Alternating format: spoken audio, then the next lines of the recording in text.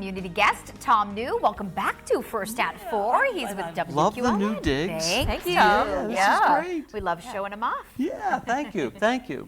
You're here to talk about beer today. You know Beer what? Fest Surprise! 2023. Well, I'm not talking about baseball, so it must be beer. Yeah, you know, our Beer Fest is coming up next Saturday at the Brewerie Erie at the in the Union Station, Chris Sirianni's shop. We've got two sessions. One at 1 o'clock. It goes until 4. Mm-hmm. We've got another session that begins at 5 o'clock and goes until 8, and that's like the pre-gaming, right? That's where people warm up so that they can release themselves onto the poor, unaware citizens of Erie, Pennsylvania. You also have a VIP option as well. A VIP option. It starts an hour early in a bigger glass, so it's a little bit more dangerous. But really, it's like a food festival. Because a lot of people will say, well, boy, that's a lot of beer, because there are about 25 brewers and they're all pouring 3 different things, and you get to have all that you want.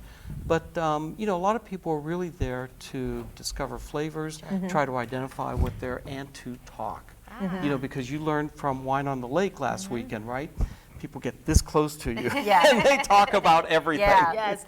We've talked a lot about on this show, we've had local brewers in. Erie's beer market has exploded in the past, 5 or 10 years? Well, when we started this back in 2006, there were only a couple brewers in town, and so we had Chris was the first, wasn't he? Well, it depends on how you define the first, Right. because I'll go with that, whatever your definition is.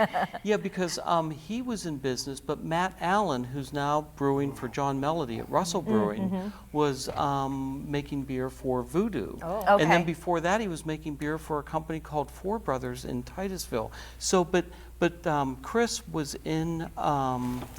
He opened up in the train station, right? And there used to be Hopper's Beer Pub was in there, and that was Erie Brewing that moved down to the Emission Building. So he was kind of the first wink, wink, nod, nod kind of, he was the best. Yeah.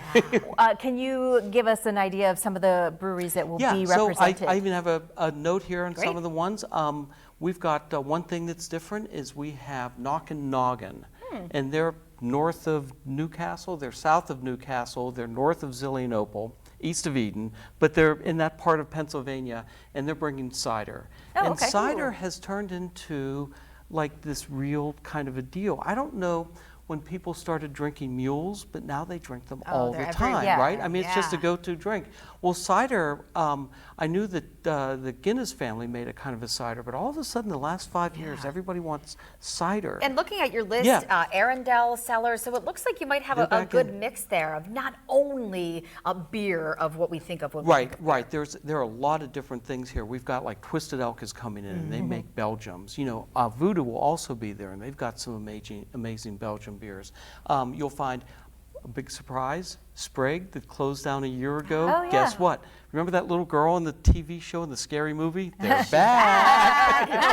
They're back, and they're back just to get the message that they're still in business for weddings and special events. That's great. Wow. That's great. So are there still tickets available? Lots of tickets available. Tickets available at the door. Lots of fun. Good day. Okay. You can also go to WQLN.org, search the events and all that kind of stuff on your webpage. Right there on the front page. To find more information there. It's going to be a great day. Thank you both so much. Yeah, not this weekend, but the next weekend. Next weekend, after Lent. Go to church on Sunday and then go to the Brew Fest next Saturday. What a way to celebrate. Tom, thanks so much for being here.